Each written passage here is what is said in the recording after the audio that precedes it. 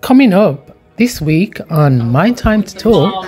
Because they know how to protest, boy. They were like, those diesel prices are going up high. Yeah. We're about to come and slam a whole load of manure at your door. Yeah. I love that. This is it. Like, just this week, the USA and the UK have bombed Syria, Lebanon, Yemen, to name a few. Do you know, along with obviously their continuing bombardment of Palestine. And what the hell? Touch the wood again for that cheek. And carry on. Touch wood. Sorry. Touch wood. Yeah, like wood does anything. What time we got into this problem? We're gonna how that One Love film is gonna go. Oh gosh, I know. Yeah, that's true. Be interesting to see. Absolutely. Saw all the stars out. Harry was there, kinning teeth in it. Harry, did you see Prince Harry kinning teeth with the Jamaican Prime Minister? You know, making the royal family vex again. No doubt they'll say that he was the reason the King's got cancer now. Here we are again. Welcome! We've had a little break. Well, did you miss me? Someone had a break. Someone had a break. Someone had a break. Someone had a real break. A nervous breakdown as well. You know, really. As Jay-Z, little advice. Jay-Z put it. Never go to family or friends on a holiday. Or just choose your family and friends wisely. Let's talk the talk. Well, guys. My time to talk? It's my time to talk. It's my time to talk. So let's start with what's happened. What have we been doing in the break? What have we missed? What have we missed with you then, Brie? With me? Yeah. I don't think you need to start with me. I think you need to start with Mummy. Well, she's the reason we've been away, guys.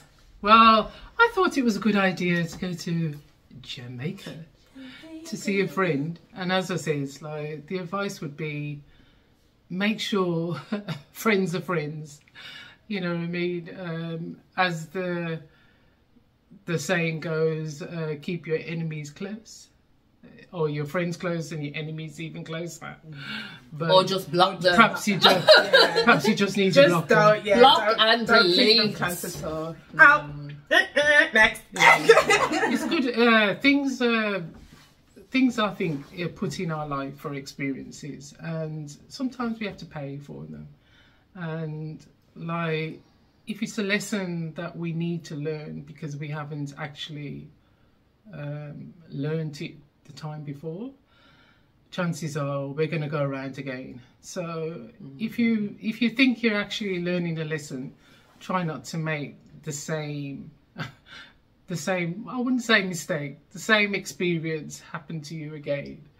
It kind of it brings you down, and it brings your actual health and your energy down, and that affects not just you, it affects your family as well, because like I've been on a constant, you know, and this happened and that happened and blah blah blah. So the energy is getting other people into the same energy that I'm experiencing, and I don't think that it's a good thing to actually have to experience time and time again, because like I can honestly say that my daughters have actually heard this story or this experience once before, if not twice. So like, this is like a block. How does the phrase go? Block and delete. Block and delete. Okay, learn the lesson how to block and delete. And that's my and then now the last 3 weeks. For the next time, you just do it a bit quicker. You just realise, oh yeah, no, that's the same stuff that I saw in the other person. Delete before it gets there. Ria? What? So yours? Oh, so me. What have I been doing? I've just been trying to be out there in the community, just being a little bit more activist minded, obviously we're still trying to free Palestine, and Israel is still doing their best to stop that. So if not now, if not now, when? Ceasefire, guys. If not now, when? Do you know what I mean? And so let's just say why you think that it's so important, because like people can say think like, it's important, oh, well, what's it got to do with her? Exactly, and this is the thing. I think it's very important because I hear a lot of people saying, oh, well, why do you protest and why do you boycott and this and that? But if you understand that the UK and the USA are so so heavily ingrained in Israel and what they're doing, their systematic bombing of Palestine and their occupation of Palestine, I feel like the UK and the USA are testing out the waters. They want to see how much that they could get away with. When time comes now, in a couple of years' time, and whoever's in charge wants to say, oh, everybody, you know, you need to come out of this area because this is just going to be for that people and that's just going to be for these people. Or if they turn around and say, oh, you can't wave that flag. You know, they've tried it. You can't wave that flag because that flag stands for terrorism. They're putting these things in place to see how much they can get away with. And my point is, if we as people, as British people, come together and say, well, no, we are going to march. You see 10,000 people marching in, you know what I mean, whether it's Birmingham, whether it's Manchester, whether it's London, they will know, okay, these people are standing for that. Do you know what I mean? If they're going to do that for people that they don't even know, I don't know anybody from Palestine. Do you know what I mean? I've never met these people that I'm advocating for, but I don't need to. Do you know what I mean? Because their problem is our problem. Do you know what I mean? Their problem is our problem. And I think once a lot more people realise that, we will see an end to these types of things. It's not just happening in Palestine, it's happening in Sudan, it's happening in Congo, it's happening in Somalia, Yemen. Do you know what I mean? Like just this week, the USA and the UK have bombed Syria, Lebanon, Yemen, to name a few. Do you know, along with obviously their continuing bombardment of Palestine. And I've got to say that I had the luxury of saying, who's Sean King? When Ria said that she'd been to a meeting with Sean King and Khalid. Yeah, so Professor Khalid Baidoun and Sean King. But that is a luxury, you know what I mean? That is a luxury to not know who is fighting something that might, you know, like I think, oh, well, it's not affecting me. Do you know what I mean? But we can all say that. But what happens when it does start affecting you? Are you going to be backpedaling so nonchalant to catch up with other people that have actually had to be fighting the fight? Yeah, there are the freedom fighters. They're the people that sit back and they benefit off the coattails of what the freedom fighters did, and then there'll be the people that will just be sitting there like, oh, what the hell are they doing? Do you know what I mean? So there will always be those sets of people. Do you understand? Protesting doesn't do anything. But We've heard it. We went on a protest march. I've been on loads of them, but I mean, like, we went on one where people were shouting at the side of us, like, what's that gonna do? What's that gonna do? What's protesting gonna do? It's never done anything in the past, but it's like you've got to know nothing. Like somebody is somebody is fighting for your rights, because you don't know their protesting has helped you in actual fact. Do you know what I mean? Absolutely. When a police person is kicking your head in, bless you. When a police person is kicking your head in, at least somebody else before has advocated for you to that for you not to happen to you. So you know. Like, also, if you haven't seen the French/German protests, please Google that. Oh gosh, or the YouTube farmers that, because they know how to protest. Boy. They were like, those diesel prices are going up high. We're about to come and slam a whole load of manure at your door. I love that. This is it. But this is even what Sean was saying, that a lot of people are and that's what not he was violent. saying, yeah, that we need to take note of. Like a lot of people in America, the Muslims in America, are making meetings with these politicians that they know. So, for example, whether it was like Keir Starmer for Labour, you know, these politicians that want our votes, they're making meetings with them and then cancelling them at the last minute, do you know what I mean? To just shame them. And all of these people that are going, you know, to do their little talks to now go and try and win us over, protesters are sitting in those meetings and then interrupting them on every turn that they make. Do you know what I mean? Every sentence that they try and get out, a protester will interrupt them again. Those three are up here, but the change in this country, it has come when you take a place and asking and demanding for ceasefire. I lost my family in Gaza. Just a second, I want to show you my mom. I lost my family in Gaza. If the ceasefire is taking place, I just say, you tell yourself as a feminist. What kind of feminist are you? I lose my member. I need my mom. That's the only thing I need. Let me finish. I need my mom. Why are you not demanding for a ceasefire? 15,000 women and children dead, Angela Rayner, and you tell yourself as a modern day feminist? I don't think so. thank you. Women having to use scraps, tents for sanitary towels. Where's your voice, Angela? Call yourself a feminist? Thank you. I really don't think so. Jonathan Reynolds, thank you talk about genocide! genocide! You should be ashamed of yourself, Angela Rayner. Okay, thank you.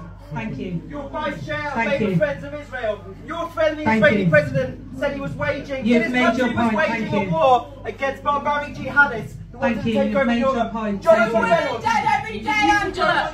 2 women dead every day. 25,000 people dead, Angela, and rising. Shame! Where's your voice? Shame on all of you! I applaud them for that because they don't deserve the platforms that they speak on. They don't deserve the money that they get paid to do the jobs that they do. Do you know what I mean? So yeah. Well, let's go on to Sorry. what Rich Don't be has been sorry, doing. first This is of very all. emotive. It is emotive. This is what we've been going through in the last and this two- is this it. is And the you thing. know, This is obviously, the I feel build-up. like we are supposed to use our platforms Yeah. for what we stand on, and this is Absolutely. what I personally Absolutely. stand on. Do you understand? Absolutely. So you know, I am And the passionate 70s, about it. if the 70s This and is what 80s we are here for, and guys. 90s had, or the 70s and 80s had this sort of platform, I definitely would have been the advocate. Because, like, black issues hasn't gone away. I don't care what there's no people in racism America in Britain, there's no is racism saying. in America. Who You know are they what I trying to mean? kid? It hasn't Do you gone know what I away. mean? Who are they But trying to kid? we'll move on. Okay. But yeah, so obviously, this is why we came on this channel thing. This is why we're here. We're just here to talk the thing, talk the thing, have our time of talking, and that's what we're doing it for. What's so your 3 weeks? obviously, mine has been dreadful. Obviously, not 4 dreadful weeks. in either of the way in which. No, but My it's had its sister and my own mum. stresses. Yeah, it's its own personal stresses, and this is stresses, exactly. yeah. I'm not saying that mine is any less because you know it's happening to me. So yes, remortgaging, horrific time. It's done now. It is done. Which obviously, Jesus has come. Oh, By the way, you can't sing outside of church. Remember? That was in Parliament the other Anyway, day. so yeah, so basically mine has been going on probably since September. I've been going through this remortgage. It is a long, arduous journey, which mainly came to a head at the end of the thing. And I just want to shout out all the people that who know who they are, who helped me get to that finish line. And what would you say is because the I most think that- arduous part of the remortgaging? It's the stress that you put on you. We can say like, oh, thank God it's all over, but what is the most, like, I think tell the it's people, because so to speak. When you're going through, even when you're going for the mortgage part, it's a lot of assessment of basically Misinformation, like sometimes. who you are as a person. Like they're deep diving into your life, basically your financial affairs, who you're associated with, like how you've managed your money, and to go and like put an investment in a house is a lot of financial responsibility, and it's not something that you jump into lightly. But at the same time, it is something that, like, you know, is shown to be what you're supposed to aspire to. Do you get what I mean? But I don't think we're taught how to actually navigate that. That's right. So, and you would have thought that would have changed by now, wouldn't you? Even to know that you have to have like an excellent credit score in order to even apply for a mortgage, and never mind have crap load of money, or have something to put towards like a deposit or something like that. To have some savings. Which can be quite hard if you don't have people around you who are in that financial state. Do you get what I mean? So it's a lot of like banding together, and this is where I find it imperative that you find good people around you in order to build your life, because these are the people that when you are needing, whether it's just emotional support, some financial support, just someone to hear you, listen to you bawling, do you get what I mean? Because it's just so stressful, there's a lot going on, sort of thing. I know, and I said that in an interview the other day. I said bawling. I was bawling, and I was like, they don't know what I mean, but they will Google it because it is a word. So Google it, sort of thing. So Jamaican word. Does it? I'm gonna have to ask him that. He knows about that stuff. He knows everything about Jamaica, apparently. Who's that? That's that was another thing I was gonna say. Oh my god. That he's more Jamaican than black people because he goes there a couple of times in the year. You know, bawling, weeping or crying noisily. Nothing to do with Jamaican. It is an English word, but they would say bawling. We say bawling. Me ball. Anyway, yeah. So I think that going through that whole situation, in like I said, you dive in. You could have like money there, and then you realise I haven't got a credit score. I need enough. I haven't got a credit score. My credit score is terrible because I didn't pay a phone bill in 2009, and I didn't even know. Or you just didn't build up credit. Some people just don't even build up credit. But then that's the thing that people aren't kind of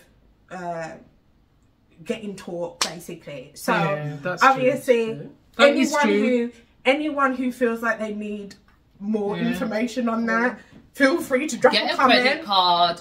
No, wait. Pay it off. Pay it off every time at the end of the month. That's how you build up good credit. If you haven't got, like, you're living at home and you don't pay bills and things like that. But what I would say is that, like, do not take out a massive limit just because they're offering that to you. Just to get and credit. Look at the pay APR. for your petrol on it. No, but even look at your APR as well. Even, like, if it's saying, like, one of these crappy credit cards that are, like 98% APR or something like that. Like, shop around, see what you can find, because honestly, that is the way to kind of get on. Even it just helps you with a load of other stuff, not just buying a house. Getting your credit in order is a great thing. So yeah, I would definitely say that. So we wanted to have that as an introduction to tell you what's happened to us in the last 3 weeks. So we're going to move on to Good CD. Oh yeah, we found the title, guys. Risha found the title. What's that? It says to be announced. We had a title, didn't we? Good CD now. Good CD. Oh yes, good CD. Remember we was telling you that we're going to be trying. No, let's not try. Let's do. I've been doing mine, so you guys are trying. To say what we've actually done as a good turn. For someone we know. And not monetary. Yeah. That's not monetary. I would say that my first one was a lady was, I've got to mention this one because it was so prolific, although it has been a few weeks ago. A lady was like standing up by a wall and looking very like she was going to faint. And I actually thought, like, I drove past her, and then I thought to myself, no, Jackie, do not drive past her. This woman's in problems. And I drove past her, and then I went back, and I said to her, "Are you okay?" And she says, no, I can't walk any further. And I thought, well, I know that. I know about that, not being able to walk very far. And got her into the car and took her home. And I thought, well, you know, that is a good deed, but it's not something that I actually thought, ooh, I'm going to do a good deed. Do you know what I mean? I actually felt for her. And I thought that is the best way to do something. Because, like, my mum always said that, you know, like, even if somebody's on the road and they're begging, you know, if you're going to give them something, whether it's money or food, and chances are it should be food, but I do think I do give money.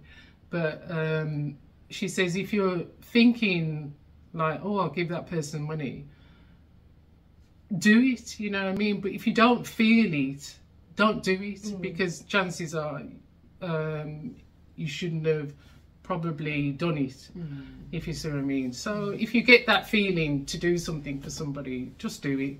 So in that sense. And the other thing that I had was, you're probably not gonna see this as a good term, but cleaning up my car park where I park my car, because like it isn't my job to do it. But it was like, well, if you don't like the way it looks, Jackie, tidy it up yourself. So that's what I did. I like that one. So that is my other one. You know what I mean? That I tidied up my car park. And if anybody from the ground rent people who's supposed to be doing it is watching this, can I tell you? Can you tidy up our car park? Because we're paying you for that. Because we are actually paying you to do it. So, on to who's next? My good deed for someone else, someone I know, was... Oh, it's just gone out of my head. Oh, well, you've done a few for me. Well, yeah, I can't remember all the ones I've done. I can't remember. You got me a taxi the other day. Oh, yeah? For my event. For my so that can be for the one that I know. So, yeah. So, Ria went to the Sean King, what was it? Uncensored. Yeah, it's uncensored tour. It was like an event. Yeah, like event. Yeah. And yeah, so she asked me to pick her up. Obviously, I was down to pick her up at 9:30. And then she was like, 12 o'clock. And I was like, okay, I'm going to get you a cab. It definitely. It was a comprehensive talk, that's for sure. Let me know when you're done and I'll get you a cab. And then I was like, okay. Okay, girl, don't make me come down there and have to whoop your ass. So yeah, eventually at like 12:20, I think it was. And if anybody wants to see the Sean King, the little bits that... All right, Mum. Sorry, that Ria has got. We'll put them in the underneath in the comments. We'll do them as a separate. Sorry, carry on. But yeah. So, yes, so that was the good deed for someone I know. The one that I don't know is obviously I don't know where you guys live, but it has been blipped out here. Like bins are just flying like just around like where we live. Like I found my bin half a mile away basically. My recycle bin, you know the little slot that's supposed to go in that's just gone. It's a carpet. I'm not gonna say who I think's stolen it, but anyway, regardless of that, machine.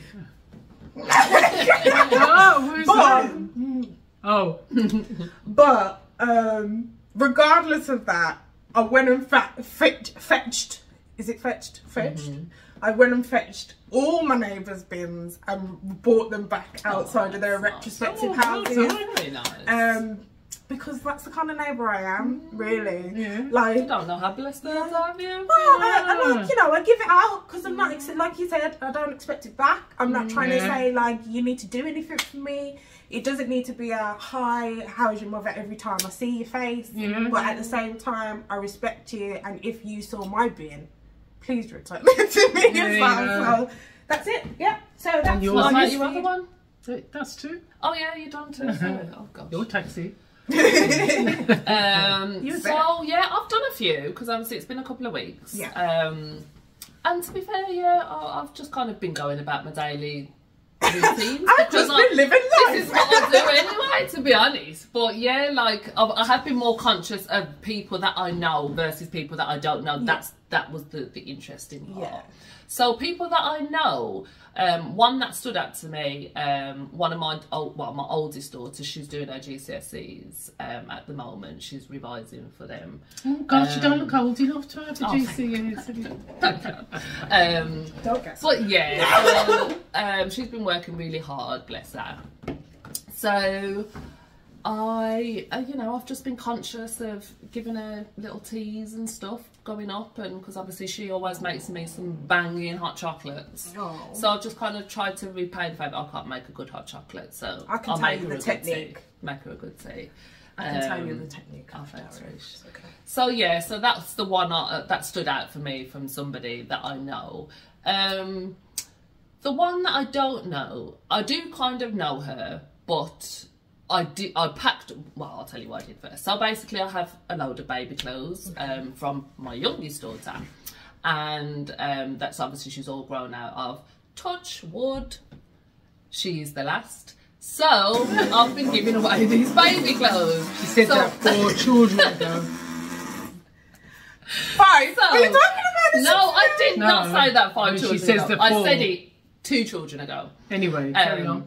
But yeah, so I've packed up these baby clothes, and then obviously, you know, with the intention of maybe giving them to charity or the clothes Putting bank. them in the loft And for the then when I next went one. to school, I Putting them in the remembered loft. that one of the mums had not long had a baby. So packed them up, and so then obviously I washed them all because I want her to not have the stress of having to wash them. So I washed them all, packed them all up nice, and give them to her for her baby. And it was so cute because it's crazy. Today I've seen them because we went to mass for my another daughter's first confession, and the baby had one of the outfits on, and she was like, oh, one of my little girls, she's also got 5 kids, she says, oh, one of the girls says, oh, should we put one of the outfits on that you know, their friend, my daughter's mum, gave the baby. So she was like, oh, do you want to come and hold the baby? She's got one of the outfits on. So that was just like it gave back, because that made me feel like nice inside as well. Then, And did it make you feel like, oh, I like Rudy, this baby? Shut up, Reish. Well, yes. I love so you babies. I love just kids. said. And that will never change, but I'm, you know, I'm done now. Yeah. I've still got a baby. She's only 10 months. She's not even a year old yet. So there, my good dude, see Watch this space. No, Mom, what the hell? Touch the wood again for that. Cheek. And carry on. Touch wood. Sorry. Touch wood, yeah. Like wood does anything. Wood's how we got into this problem. We're going to move on Shut your now. mouth. Immaculate Conception. There's what you a want saying in Jamaica. Jamaicans have a thing that if a baby is looking underneath their legs, Oh, here we go. they are looking for the next sibling. And every time I say this to Rish, So to what are you Ria, saying it for? I don't understand. she says, well, that was the last one. That was the last one. Okay, so we're moving on now. Yeah. And Yeah. moving on, ladies. Quick catch up on what's been happening in the world since we've last spoke. So obviously one of the big ones for me was The Kitchen came out. Loved it. Just The what? not like your kitchen. Oh, was The ripped Kitchen. out. There's a film. The film, The Kitchen. The Kitchen by Daniel Kaluuya. I mean, if I have to tell you that, I'm really upset. But yeah, so that came out, loved it. I feel like it definitely resonated with a lot of thoughts and feelings that I've been having and wanting to explore myself. So it's definitely helped me get on the track and get motivated. in The what sense? storyline. In the storyline. Yeah, in the storyline of obviously it's It's set in the future. It's a dystopian kind of set in London. And I found it was very fitting because they are kind of displaced people. They've kind of been marginalised to the arse end of nowhere of London, basically, so that gentrification can take place in the rest of it, which is similar to what we was talking about earlier, and it's that And got they're this doing it theme of to- resistance and rebellion in it as well, which I like. And that's the thing, like, it's like at one point all of the people of colour were put into these areas because obviously, like, it was seen as like the ghetto still, sort of thing, like these market areas, and they themselves have made it what it is. Their culture, their dynamic, their diversity is what makes it so vibrant. And then now, years later, these people have come and taken that space back, which was made vibrant by these things, and like they're whether it's real estate or whatever. They don't want to leave, but what's even like though it's crap. What's like prevalent as well is obviously that started me on a whole look of all of these like film and like black films and stuff like that. But it also showed me that although these things are happening in London, we're from Birmingham, and these things are happening here as well. My family members are trying to, like, they're trying to take some of my family members out of her house to knock it down, to make it into newer things, because they know how valuable it is. It's home, around the canals, and she's been there for however many years. But and regardless of whether she wants to or not, like, it's still something that I feel like, you know, they're not giving you any choice about it. But the actual fact, because like we used to have this thing that used to happen to us in the 70s, and I know that it's not area based, but it was like we used to go to nightclubs, and when we first used to go, they'd say like, oh no, you have to be a member of this club. So we can't let you in, and then when the nightclub got sort of like dilapidated is a good word to use, dilapidated, suddenly we were allowed in, and then as soon as they'd made enough money off us, suddenly it was back to memberships, and we weren't allowed in. And this is the same sort of scenario that has been going on time and time again. It's like you build up this area, we build up the area, or we make it fit in. They don't ever give you anything to build it with. And they then just give you they take over the land, and then you, go back to the people who live there have built it, made it what it is. But this is like Brixton, like what they've done with Brixton. Do you know what I mean? Isn't that cheeky to say that you've gentrified somewhere after black people lived there? I've already made it. Do you know what I mean? And put the money into there, and now so they can come with their meals for £10 for a little box of something. But then do you know what I mean? And they're gonna sell that in Brixton Market. And but then they come into these areas and say, oh well, we're just buying it off you. Like and now that you've made it your land, like, sort of thing, they've made it so that even when it is your land, they still will come and take it off you legally. Come and say, I'm taking your house, we will give you this much, and then from there it just goes down. Oh, they did that. It's not going up, but like, it's going down. But that's what I'm saying. Like, the whole thing is that even now, even me doing all of this stuff, you go through all of this stuff to do your mortgage, to say that you think it, and then one day they can still come to you and say, we're taking your land. This is how much we give you.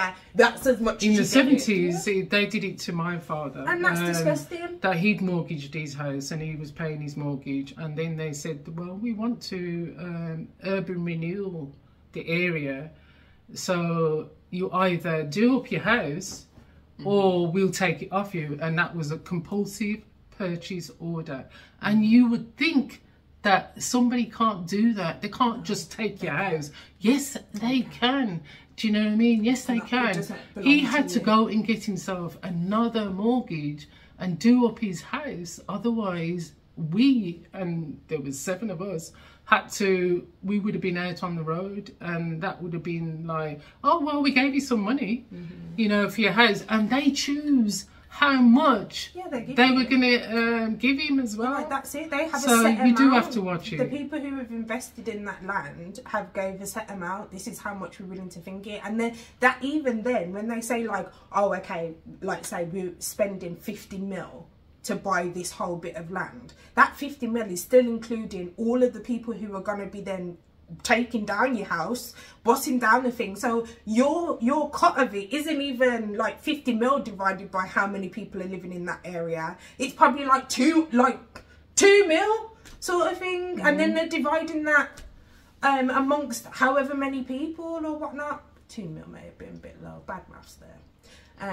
But yeah, so that was the thing that I've like in the time that was something that was like really prevalent to me. And you know, well, I actually think that mine thinking going back, because I listen to YouTubes. I do actually listen to a lot of YouTube, and like the what's it rolls on, the discussion with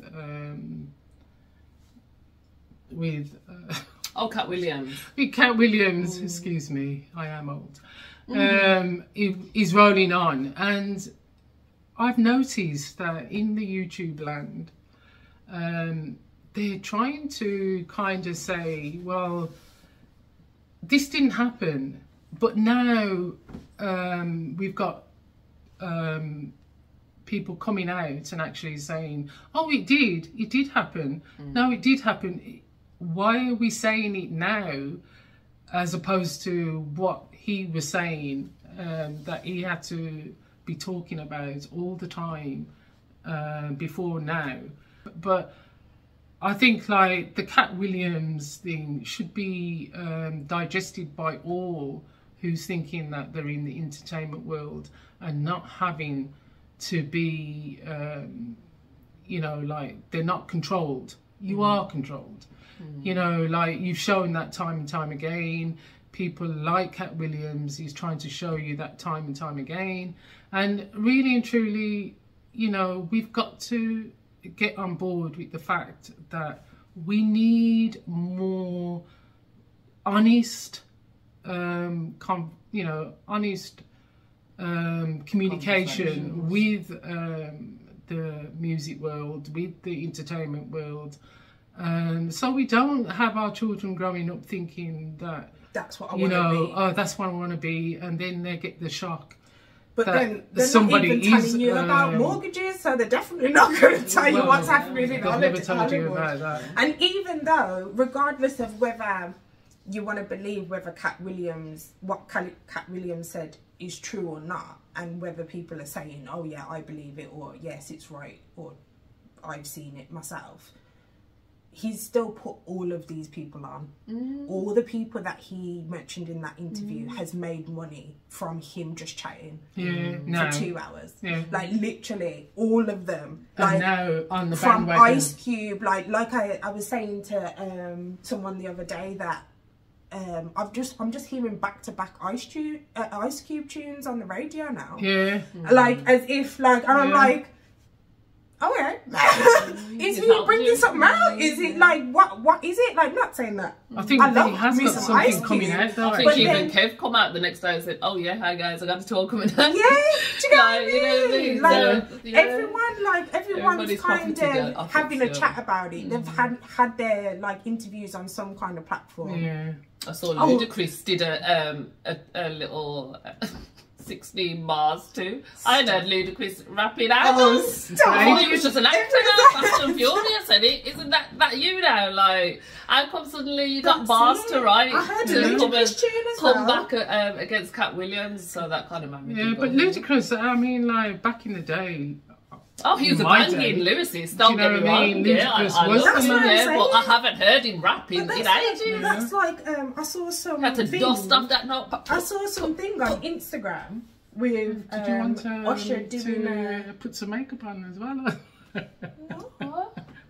Sorry, this isn't not a formal thing. I've come on here looking less well put together than this. So I don't business. As long as I don't see my butt crack. What's it called? Deep. No, this wasn't what I was gonna say, but this is something else. Did you hear about Drake's mysterious video? I saw something about some news.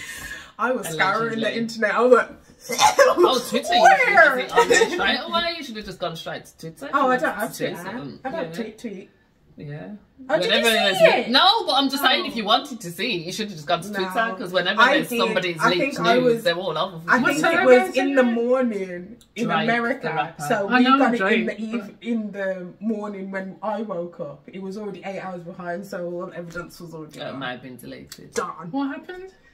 Apparently, there was some kind of video or nudes of Drake shimmying his schlong. Oh shit. Oh my gosh. No thanks. I thought he was quite decent, team. Decent. Not that I know anything about it. But yeah. I don't know. So, what is yours? What's it? I don't know what's... Sorry, what are we talking about? I forgot. Mummy... What was we talking about? What happened? What news? What news? News. What news? Oh, no, I told you my news. The news. Okay, well, here's another bit of news for you. Censorship. So Meta is banning anybody that is talking about either Yemen or, you know, if you say from the river to the sea, or if you say something against Israel, you are getting shadow banned and you're getting permanently banned. There's a journalist that I follow, Wissam, and his account was restricted yesterday, suspended. Obviously Sean King got the announcement that his account has been permanently banned. Is his name Mark Zuckerberg? Yeah. So apparently he hired some open Zionists to fight his case, because obviously Sean King had brought it to the Meta board, which is in England, to try and get the ban reversed. And you know what they did? They deleted the whole account and then told him, well, you don't have an account, so you can't put a claim in. So these are the kind of games that they're playing. So just be aware, guys. Censorship, it's real, it's happening. Gosh. Do you know what I mean? Meta is Facebook. Yeah, previous. they've been doing it. They've been doing it from a long Obviously, time. we know they've been doing it, but like, look at how they can use it for what they want to use it for, and look how dangerous that is. And every time I was just gonna say, every time that you go on a website and you accept the data or accept the cookies and all of that stuff, they're taking your information and they're making the news come at you in a way that you will receive it how they want you to receive it. Exactly. And that means that when you're thinking, I don't see anything to do with Palestine or anything like that on my feed. That's because they're making that that. Or if they, you'll just see the Israeli propaganda stuff, of what's happening in Palestine. Or you'll see what's on the news, and that's the Israeli propaganda of what's happening in Palestine. But you have to follow the journalists on the ground, guys. Do you know what I mean? Obviously, I share it in my stories every day, just, you know, to create awareness, because I know that most people are not following those people. They don't want to see dead babies on their timeline, and I don't blame them. I've seen more dead babies than I care to frigging thingy. I've seen more dead men and women than I care to thingy. I've seen more women bawling over husbands and babies than I would ever have dreamed of, that I would ever have witnessed with my own eyes, and I'm just seeing it on my phone. So God help these kids that are in trauma, seeing this every single day. Parents, aunties, uncles sitting in a hospital with nobody. There's nobody. Kids just there shivering on the fucking floor. Sorry, excuse my French, but that's how, you know what I mean. That's and how when you can eliminate. But don't want to see that, do we? So censorship, guys. And when you can eliminate what the UN has told you to address, and you can say, well, no, I'm not gonna. Why have we got a UN then? What is the point? What is the point? What is the point? You know what I mean? If they're not addressing what the genocide and the one woman, sorry, let me just end on this point. The one woman in the ICJ hearing that voted with Israel, she voted against everything, all of the sanctions that South Africa put in place, she voted no for, including humanitarian aid being delivered into Gaza. I mean, who votes for that? This is a Ugandan woman, African woman. Who votes for that? Tell me, the devil is who? Do you know what I mean? And what did we find out yesterday? She's been made vice president of the ICJ. Vice president. So, you know, what hope does that have for whatever rulings the ICJ come out with now, if that's their vice president? Yeah. Okay, I'm done. Okay. That has actually been our week. That's been a comprehensive wrap-up, guys. For the last everything four. We've done 4. Yeah, you know. 4 weeks that's in all one. the 4 weeks for you. And let's have some comments, you know, about all the things. Yeah, we had our first comment. Thank you. Shout out. I think just all comments. Thank you for all comments. We appreciate it. Keep watching. Ring the bell. Ring it. Subscribe. Like